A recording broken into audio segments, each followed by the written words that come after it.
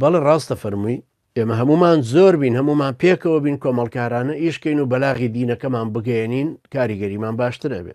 بەڵام جەنابەت بۆ ئەوەی بۆ ئەمە بەستە بڵێت بتێ بێتە دەرەوە هەروە بە مەچوولی مەیە بە پێی بەرنمەیەکێ بە پلانە گۆرە ئەو وەسێتەی کە بۆ ئەوانیشم کرد پێشتر بۆ جەنابیشت هەرە وەسێتەکەمەوە هەوڵ بدە بۆ فێربوونی زانستیەکی شەرعی هەوڵ بدە لە سایتی زادی کە نووسراوە خۆ تۆمارکردن لێنە خۆت تۆمارکە کتێبەکان و لیستی کتێبەکان و جدولی کتێبەکانی ژوەرەگیری کەکەی ئیمتیحانە خۆت وردە پێگەیەنە بە ساڵێک دەتوانی ساڵ لە خۆیەوە ئەڕوە بە ساڵێک دەتوانی تۆ على الأقل 12 کتێب لانی کەم 12 کتێبی ئیمتیحان بدەیت چاو دەکرێتەوە لەسەر عیلمەکان دوایی ئەتوانی ئەگەر توانیشت فەقیەتی بخوێنی لە لای یەکێک بەوان دەست پێ بکە فەقیەتیەکە باشترە چونکە شت زیاتر فێرە بێ علومی شەرعی زیاتر فێرە بی ئەمەیان بکەی لە کوردستان یا زمانی عەرەبی باش فێر ببی ئەمەیان باشترەوە لەوەی یەکسەر بێتە دەرەوە بەڵام ئەگەر هاتنە دەرەوەکەت بە پێی پلانێکە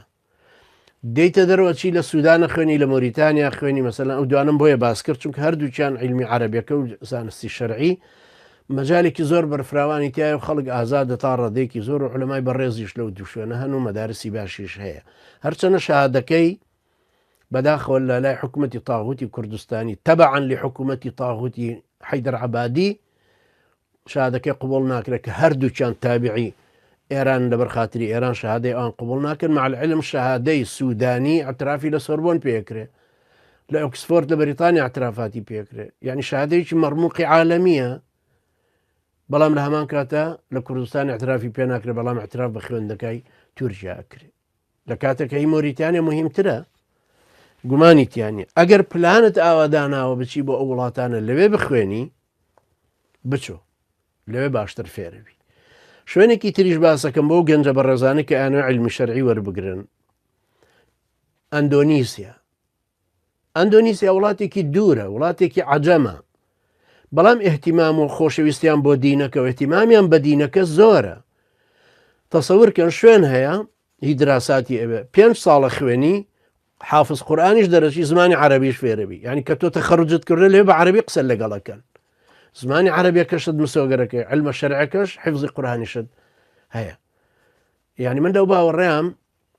جا یەکێک لەو جامیعاتانەی ئەوەی هی ئەندۆنیسیا داوای مامۆستا نەریمان سابریان کرد دکتۆر نەریمان سابر شوانی هەولێریە مامۆستایەکی بەڕێزە لە سوودان والله ئەعلەم دکتۆرای وەرگرتووە شارەزای علمی حەدیثیشە ئەوان داوەتیان کردبوو بۆ ئەو جامیعەی لەوێ زۆریشیان تکاوڕجا لێ کردو کەوتیان لێرە دەرسمان پێ بڵێ و لێرە بە و خێزان و ماڵت بۆ دێنی ناخێزان و ماڵ پێکەوە بنێوە حاصل و هەر کەسێکی لەو باوەڕێم یعنی لە ڕێگای ئەویشەوە توانێ تەزکیە وەربگرێ ئەگەر تەزکیەی ویست نازانم طبعاً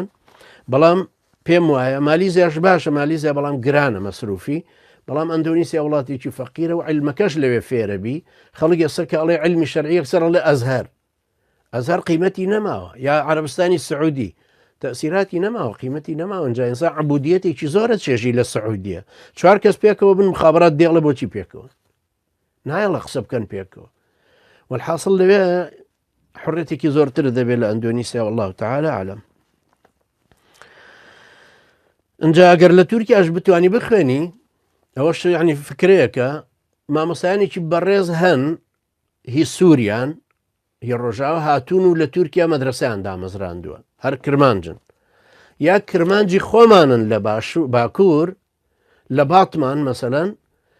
مەدرسەی ئەحمەدی خانێ هەیە مەدرسەیەکی گەورەی 7 طەبەقەیە مامۆستایانێکی بەڕێزیش سەرپەرشتیەکەن و شارەزا و ساحەب فکرن و ساحەب عەقیدە و عیلمی شەرعین سەرپەرشتیەکەن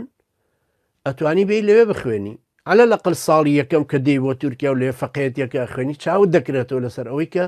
تەشجیع ببی بچیتە شوێنانی تریش بخوێنی خی گەورە مەوفەقتان کە